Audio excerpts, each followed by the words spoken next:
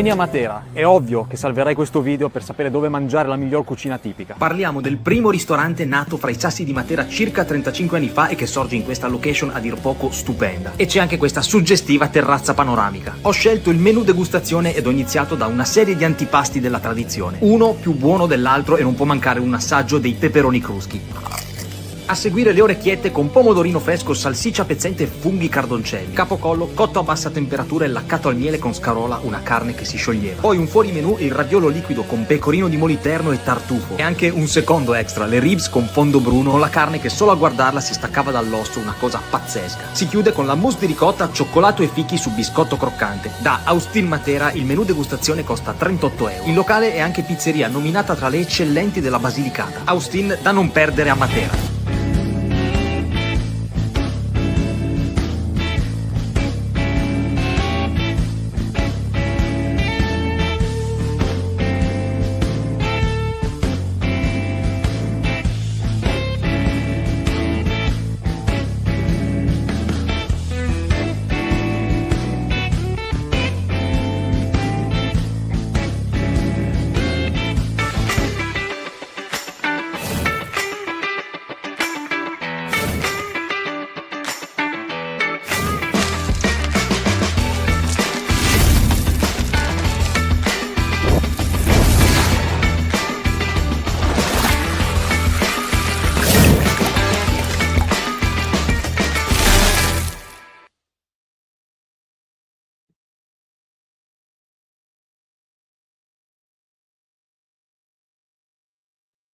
Buonasera, buonasera a tutti, buon 2026. Ringraziamo in primis Donato e Officina Mediterranea per questa bellissima opportunità e salutiamo la nostra ospite Milena Bonvissuto, che stasera ci parlerà di un libro molto speciale. Buonasera Milena.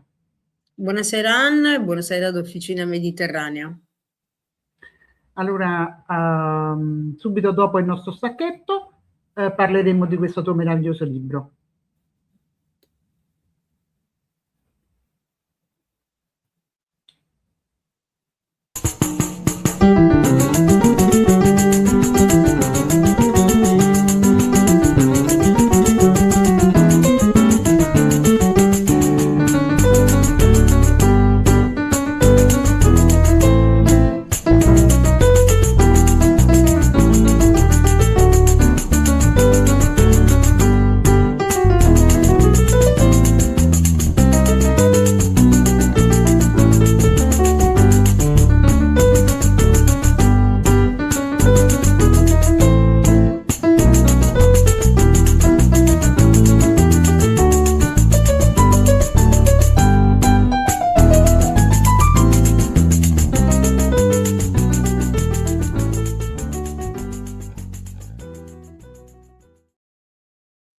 Allora, di nuovo qui, buonasera a chi ci guarderà in live e chi ci guarderà poco. Allora, la domanda di rito sarebbe: chi è Milena Bonvissuto? Invece domando: cosa fa Milena Bonvissuto?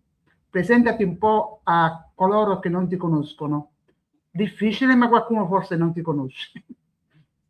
Beh Anna, cosa dire? Noi continuiamo a darci del tuo, visto che tra l'altro collaboriamo insieme. Niente, chi sono? Sono una persona che ama tanto scoprire le cose che magari a pochi possano interessare. Nella vita reale mi occupo di tutt'altro, non di certo di libri.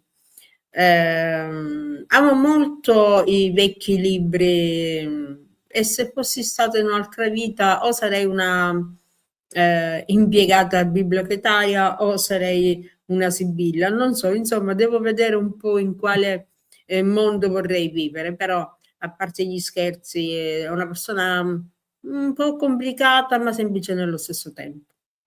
Benissimo, allora Milena, tu sei conosciuta più per questo, per le tue live, no? Che con volte facciamo anche insieme, quindi voglio dire, su web siamo abbastanza, sei abbastanza nota.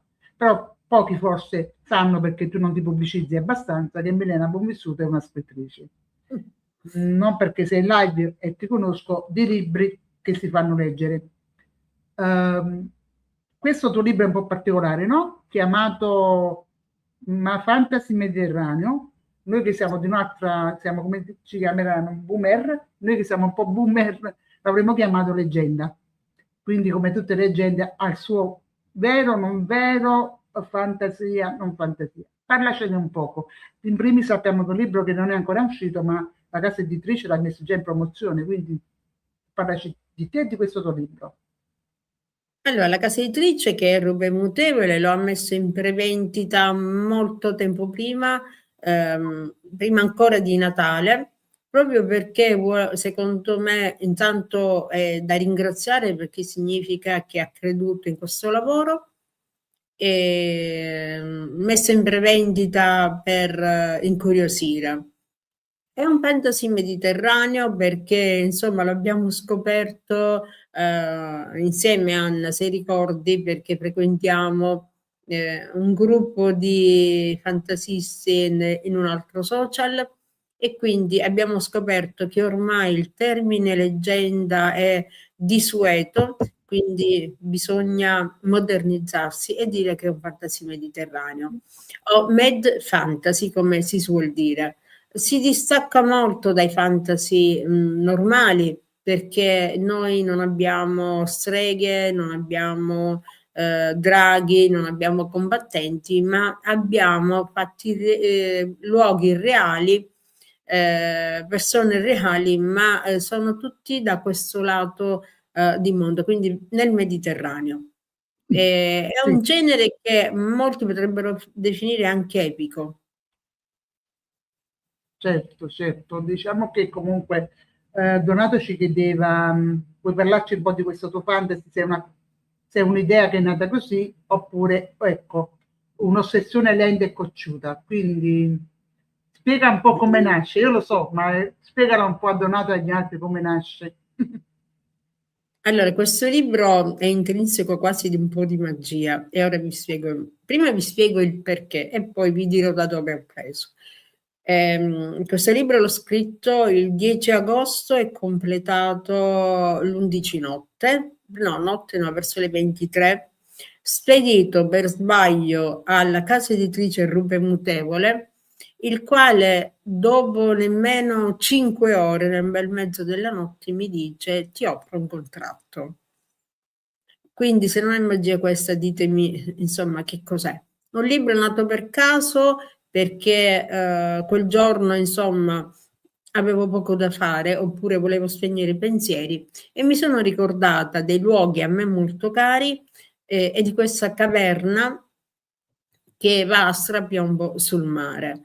A volte noi abbiamo sotto i nostri occhi qualcosa di meraviglioso, e che se guardiamo da alcune angolazioni vediamo che ci possono essere delle storie che sanno un po' di un altro mondo, ma che in realtà forse insomma l'altro mondo e la realtà si possono mischiare.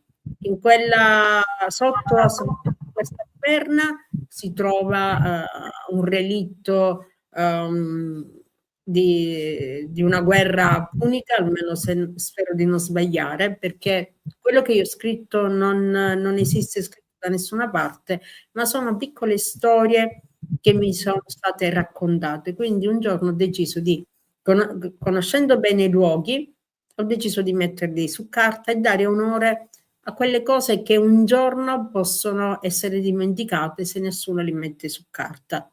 I luoghi sono due, quelli reali. Casalicchio, che è un terreno di mia proprietà, dove c'è un albero di ulivo che non si sa, nemmeno il mio bisnonno sapeva quanti anni avesse quell'ulivo, perché ha detto che già l'aveva trovato in quel modo, quindi maestoso e intrecciato. Quindi cosa dirvi? È nato così, tra la realtà e quello che è magico che mi fu raccontato. Benissimo, io so come è nata, diciamo che è nato quasi in live, eravamo quasi a telefono quando è nata tutta questa storia, quindi molto appassionante proprio questa cosa. Tu hai detto una cosa molto bella. Qui, facciamo questa domanda: quale storia ti ha più colpito? Non so cosa intendesse Nunzia, quale storia ti ha più colpito? No, Nunzia, Milena parla di una storia in particolare in questo libro, che è fra la leggenda e la realtà del suo terreno, della sua terra, la Sicilia Licata. Quindi diciamo che posso dire che è un libro tutto da leggere, perché c'è tanto di terra, di sapore di terra, come dico io, no? Sapore di mare, il nostro mare, no? Una cosa che volevo chiederti, io ho letto altri tuoi libri, tra cui anche qualche storico, un introspettivo, diciamo che tu spazi un po', no? Cosa, cosa ti ha portato? Ecco, tu hai detto per non far dimenticare queste storie, ma quanto è importante che noi riportiamo ai posteri i racconti della nostra terra? Beh, Anna, come sai, io sono molto legata ai territori, ma non perché io potrei vivere anche in un altro mondo, in un'altra regione, scusate, beh, dico sempre mondo perché alla fine ogni regione è un mondo a parte. Però essere legati alle proprie radici significa sapere con precisione da dove si viene. I miei erano e sono proprietari di terreni, quindi per me la terra ha un sapore e un odore diverso forse da altre persone. Il mare mi circonda perché Licata è poggiata proprio sul Mediterraneo, quindi unire questo significa passare il testimone ad un'altra generazione. Il racconto che io narro è un racconto di quelli che si raccontano sulla spiaggia, seduti in uno chalet, perché questa grotta si trova proprio ai piedi di una spiaggia che si chiama Mollarella o Mollaca nei libri di storia. E proprio noi la vediamo, siamo cresciuti guardando questa caverna e qualcheduno ha trovato qualche moneta, ecco perché io all'interno parlo di una moneta. E prima o poi vi mostrerò anche quella moneta perché io ce l'ho. Quindi Anna, un bagaglio che mi porto dietro. Qual è l'importanza? Perché io dico sempre che il compito dell'autore è quello di scrivere per non far dimenticare. È bello scrivere romanzi, ne ho scritti un paio anche io, ma scrivere nei propri romanzi o scrivere qualcosa che riguarda il territorio significa dare la testimonianza di quel paese, di quella regione, perché un giorno magari il territorio può cambiare, i nostri giovani, ormai non c'è più nessuno che racconta queste storie perché non ci sono più i nonni di una volta e di questo purtroppo ne dobbiamo dare atto. E come tu sai, io non è la prima volta che mi cimento a scrivere qualcosa sulla mia regione e anzi ho spinto anche altri autori a farlo, anche a te Anna. Quante volte ti ho detto metti su carta perché un giorno sì, tutto questo sarà dimenticato. Quindi è passare il testimone a qualcun altro. Allora, sono arrivate due domande, poiché il tempo non è molto, te le faccio entrambe, tu rispondi quando Certo. puoi. Allora, una domanda dice, quando nel libro spicca il nome di Atena, la dea della sapienza, quando in mitologia classica c'è in questo tuo libro e quando è inventato di sana pianta? Invece nell'altra domanda ti chiedono, quando c'è di te in questo libro? Quando c'è di Milena, nei personaggi di Milena?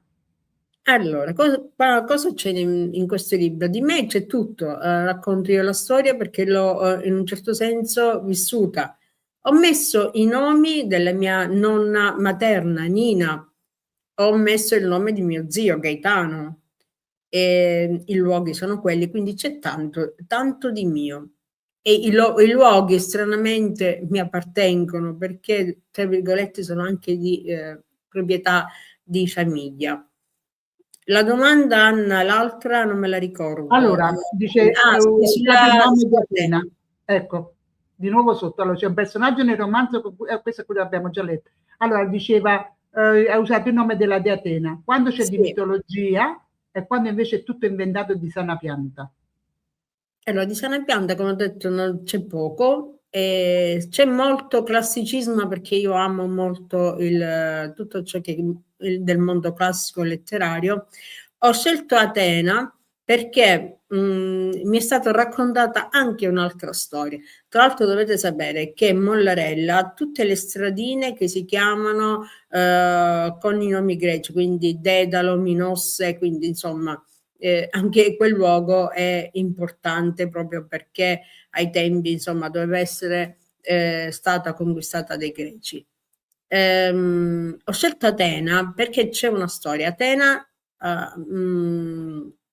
ha dei fili, sono 12 fili. Questi fili corrispondono ai mesi dell'anno. E io metto proprio questa scena. C'è una persona che sta tessendo, che è un parente di Atena. Atena è innamorato di un pescatore, quindi legato al mare.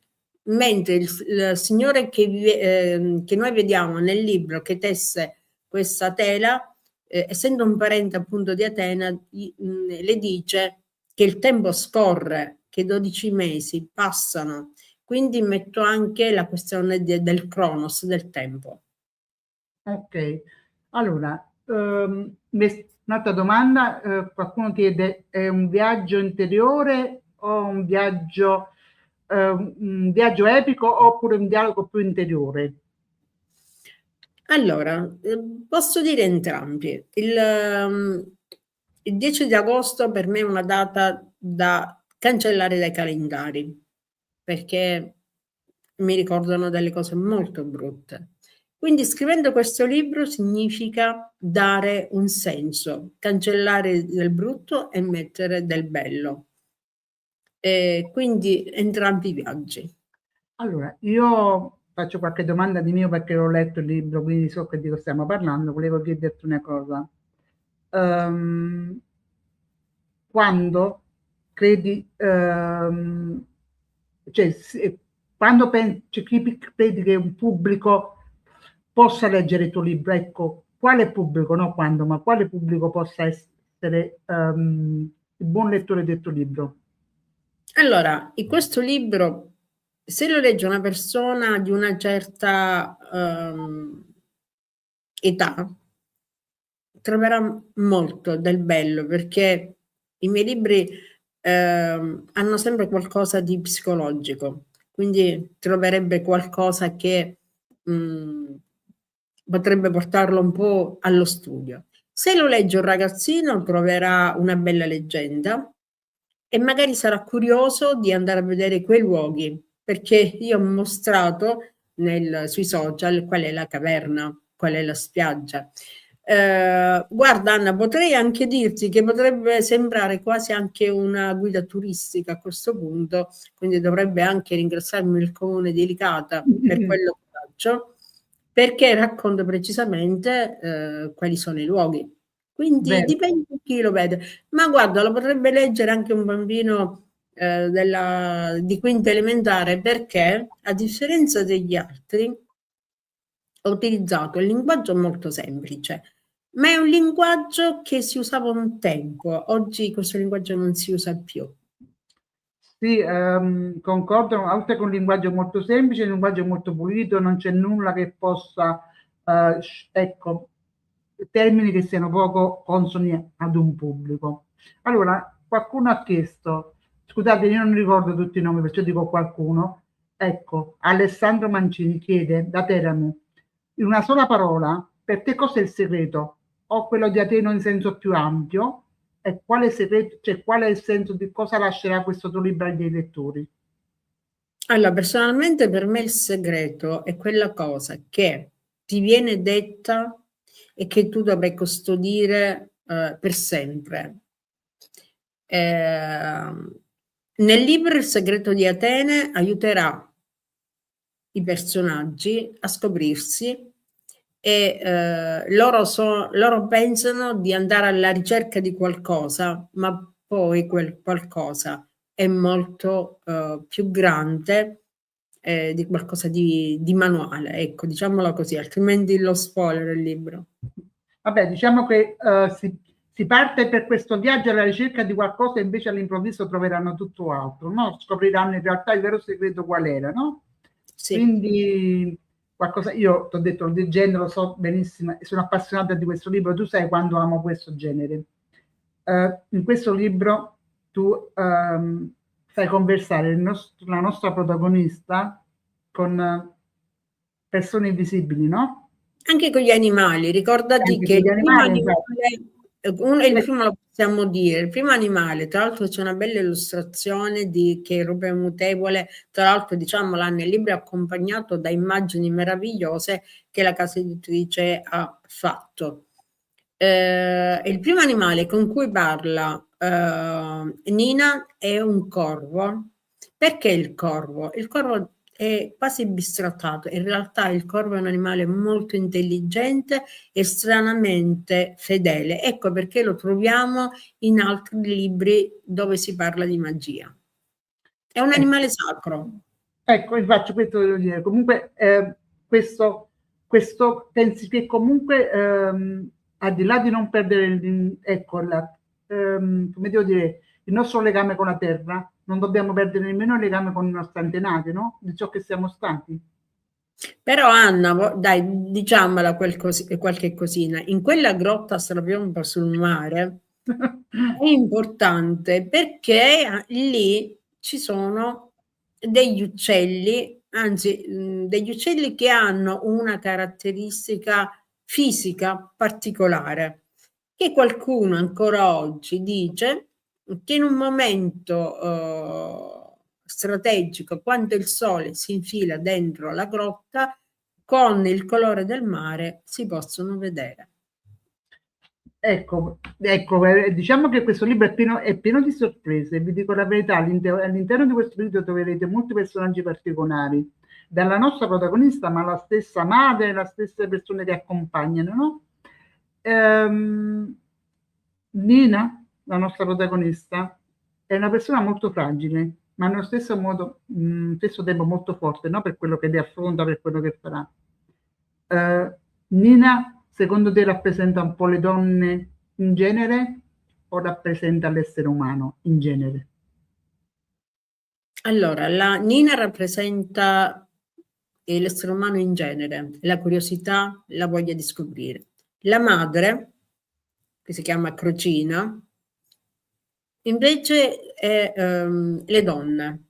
Le donne che si trovano ad affrontare varie problematiche, ma che a un certo punto danno spazio a quello che è nuovo, perché è una donna che ha sofferto, una donna che dedita al lavoro, una donna che ha rinunciato a molto perché la vita l'ha messa di fronte a dei problemi molto gravi.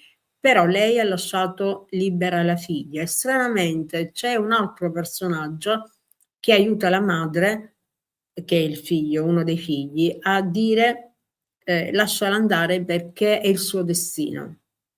Fabio, no, questo rispondo io a Fabio a questa domanda. Il libro è ambientato in un luogo reale, che è Licata in Sicilia, non in Grecia. No, Milena non lo potrebbe portare in Grecia perché l'ha ambientato in Sicilia, a Licata specificamente. Quindi diciamo che lei parla di una storia che si è raccontata nei tempi della sua famiglia, ma anche dagli anziani del posto, no?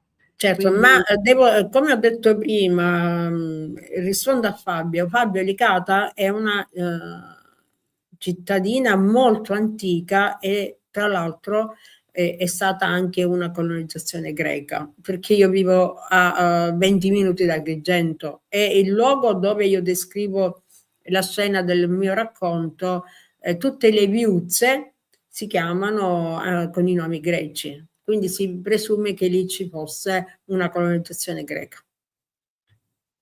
allora, è un tempo e uno spazio che mi piace molto, molto vicino a me, che per cui mi sono incuriosita veramente tanto. Vabbè, Milena, fammi sapere come avere il tuo libro, grazie. Sofia È in Ruta, la prevendita, è in prevendita, c'è un link shop della casa editrice Rupe Mutevole. dopo lo metteremo nei commenti, sì, Milena, dopo lo metteremo nei commenti. Ringraziamo tantissimo Sofia, che quando può è sempre presente, anche Gabriel Gaio che ci manda tanti messaggi. Allora, Milena, Milena, questa è una domanda un po' particolare, me l'hai insegnate tu le domande scomode. Come Già, dici. già che mi hai chiamato 3 volte in Milena mi preoccupa. No, le domande che tu mi dici scomode. Milena scrive per raccontarsi, per raccontare o per business? Allora, ancora una volta potrei dirti tutti e 3, però io non scrivo sempre, scrivo quando la mia penna ha voglia di scrivere. In questo caso il libro, lo diciamo Anna, il libro è stato scritto tutte sulle note di un telefonino, quindi la casa editrice l'ha ricevuto, insomma.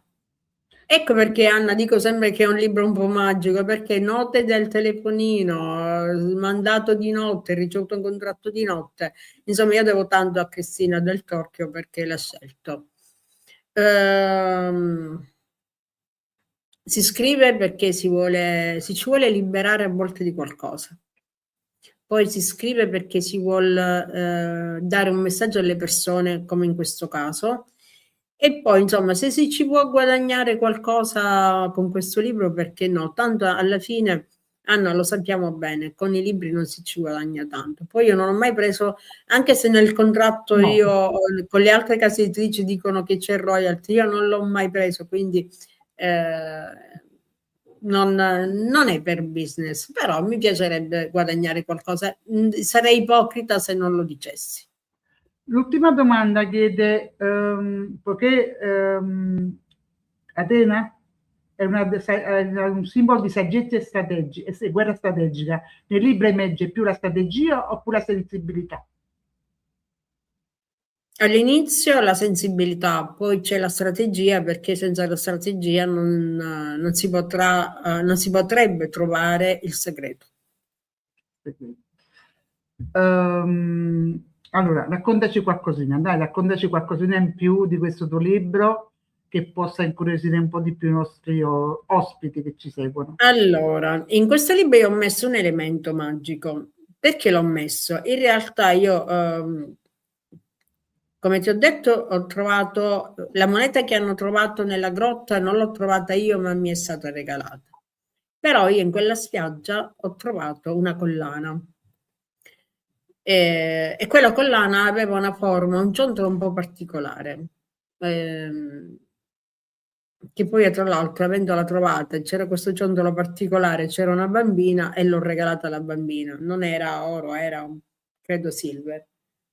Siccome aveva la forma di una sorta di stella bussola, no? Io l'ho messa all'interno del libro come elemento magico. Allora, Milena, questa domanda mi piace. Anna, che si attiva solo con la sensibilità, non si può attivare con strategia. Con strategia. Allora, questa domanda mi piace in particolare. Qual è stata la scena più difficile da spingere fuori dalla tua testa e metterla sulla pagina? Ed è nel libro? È una scena che poi può essere nel libro oppure l'hai tenuta per te? No, l'ho messa nel libro e precisamente l'ho messa nella copertina e l'ho cancellata 3 volte, l'ho riscritta 5 volte, poi alla fine l'ho mandata alla casa editrice e quando la copertina era stata fatta avevo voglia di scrivere a Cristina Del Torchio e dirgli ti prego toglila. Invece non l'ho fatto. La scena più particolare è quella del perdono. Bravo. A volte è difficile chiedere perdono e perdonarsi. Infatti è un libro che parla di perdono, d'amore, di conoscenza, no? Di scoperta di se stessi. Anche questo, no? Diciamo che in questo libro i personaggi si scoprono un poco, no? Sì. Quindi, come dire, allora, il tuo libro è un po' particolare, no? Non si riesce a non spoilerare facendo domande o dicendo cose, perché è tutto un susseguirsi, no? È una scoperta che avviene e si chiude nel momento in cui questo mistero si svolge, no? L'amore. Quanto è importante l'amore in questo libro? È, diciamolo per l'ennesima volta, un libro che non parla d'amore, è pur sempre un libro, no? Allora, molti dicono che io non tratto tanto questo argomento nei miei libri. In realtà non è così. Io metto sempre l'amore. In realtà non è l'amore che la gente pensa, perché per me l'amore è quello ampio, c'è l'amore per i genitori, l'amore per l'uomo che si vuole vivere, l'amore per gli amici, l'amore anche per tutto ciò che ti circonda. L'amore è importante perché se non ci fosse questo sentimento saremmo aridi. E non credete mai a quelle persone che dicono: "Ah, io posso vivere senza amore". Non è vero, tutti abbiamo bisogno di essere amati. Allora, l'ultima domanda, poi chiudiamo. C'è Raffaele Tinto che ti chiede: ciao Raffaele, buonasera. Se dovessi descrivere questo tuo romanzo con 3 parole che non siano né mitologia né avventura, quali parole sceglieresti? Mh. Mm. Non devo scegliere né mitologia, né avventura, né viaggio attraverso i ricordi. Poi? Viaggio attraverso i ricordi. Ah, ok, ok. Viaggio attraverso i ricordi, sì, una bella parola. Sì. Allora, purtroppo Cosa il mi nostro aspe tempo è, dici. Cosa mi aspetto dai lettori? Una reazione emotiva, riflessione filosofica o semplicemente il piacere di un buon racconto? Beh, io lascio ai lettori quello che vogliono vedere in questo libro, perché ogni lettura è qualcosa a sé. Io non posso governare i sentimenti del lettore. Posso rispondere da lettore? Allora, c'è una reazione emotiva in quanto c'è del pathos in questo libro. Come sappiamo, il pathos è quel tremore, quasi forse un po' anche drammatico, no? Quando le cose, quindi c'è una reazione emotiva. Una riflessione filosofica non tanto, però c'è tanto, appunto, tanto da scoprire, da sapere. Sinceramente credo che sia un libro che dovreste leggere, ma non perché conosco Milena, ma perché, poiché sono un'accanita lettrice, credo che sia uno dei bei libri che abbia letto. L'ultima domanda, poi ci andiamo perché chiudiamo perché ecco, è tardi. Se una tela potesse leggere una sola pagina del tuo romanzo, quale pensi che sceglierebbe lei? E perché? Stavo leggendo e ci stavo riflettendo. Io credo che l'unica pagina che Atena leggerebbe è la pagina della scelta. Perché? Perché è una Perché scelta. scegliere è difficile, Anna. Si sceglie una persona, si sceglie un regalo, si sceglie conquistare, si sceglie di condividere. Quindi credo che Atena tra l'altro ha scelto e scegliere è difficile. Benissimo. Allora, Milena, io ti ringrazio. Prima di chiudere, ecco, ripetiamo dove possiamo trovare il tuo libro. Allora, il libro quanto ancora in prevendita e lo potete acquistare se volete, naturalmente su Rube Mutevole, quindi magari se andate sulla mia pagina troverete il link shop, però andrà in stampa, quindi uscirà entro il 15 di gennaio. Vi ricordo che all'interno ci sono delle meravigliose immagini, però se mi seguite nel profilo io metto una volta ogni tanto i luoghi, intanto ho fatto vedere la caverna, che quello già è uno spettacolo di suo. Benissimo, io ringrazio te, ringrazio Donato Office Mediterranea, ringrazio tutti quelli che ci hanno seguiti. Scusatemi un po' se mi sono un po' persa fra le parole, ma io non sono un'intervistatrice, io sono un'accompagnatrice nelle interviste di Milena Buonvissuto. Però ci tenevo tanto questa sera ad essere io a presentare Milena, poiché lei presenta spesso me e mi porta sempre nel suo mondo. Ringraziamo tutti quanti voi. Milena, quando vuoi, se puoi rispondere a qualche domanda sulla pagina. Però sicuramente Anna, datemi Anna e Donato, perdonatemi, datemi solo mezzo secondo, tanto sono veloce nel parlare. Io ringrazio tutti coloro i quali mi hanno scritto nei commenti, li ho letti quasi tutti e sono molto belli e interessati. Ringrazio Donato perché mi porta su Officina Mediterranea ed è questa una bella cosa perché questo fa vedere quanto sia importante il nostro lavoro e quanto la sinergia tra due persone che alla fine fanno la stessa cosa può rendere insomma piacevole un po' di conversazione. Poi ringrazio te perché sei stata la prima a leggere il libro, poi ce ne sono stati altri due, Ringrazio coloro i quali hanno fatto la recensione prima ancora che il libro uscisse, e fatemi ringraziare Rupe Mutevole che ha accettato un lavoro, perché vedi Anna, io non lo considero nemmeno libro, ecco, e questo è il bello, non lo considero un libro perché l'ho scritto in così poco tempo che insomma un po' non so come definirlo, però è un getto d'anima, è una pennellata che invece di mettere colori mette parole sul foglio. Quindi grazie Donato per avermi portato su Officina Mediterranea. Va bene, grazie Donato, grazie a tutti, buona serata e seguiteci e seguite Officina Mediterranea che ha sempre tantissime belle cose da presentarvi. Buona serata.